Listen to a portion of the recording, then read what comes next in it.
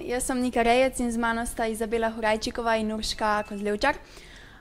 Kmalu se boste odpravili na tekmo v Stožice, seveda na Evropsko prvenstvo v košarki. Pa me zanima, za koga navijata.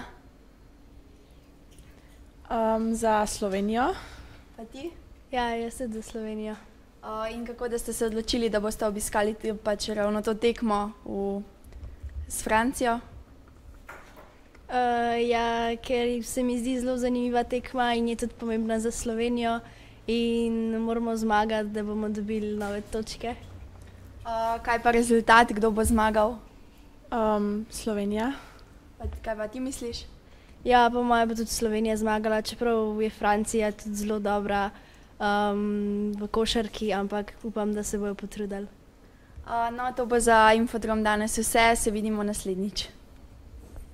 Dobrodošli v Infodromu, jaz sem Maja Kržin in danes sta z mano Jona Novljan in Žiga Maron. Prejšnji teden ste imeli na vaši šoli projekt Košarko čutim, a mi lahko poveste malo o tem projektu? Projekt je bil mišljen tako, da se starši in učenci pomerijo v tekmi košarke, v kateri pa ne bo zmagovalca. Glavni cilj je pa to, da zberemo denar za šolski sklad. In kako ste pa zbrali ta denar za šolski sklad? S čim? Ja, s hrano, ki smo jo prodajali, limonada, bomboni in pa z poslikavami. In pa še glavna nagrada, dres. Sem slišala, da ste na dražbi imeli dres Vidmarja. Za koliko ste ga pa prodali? 101 evrov.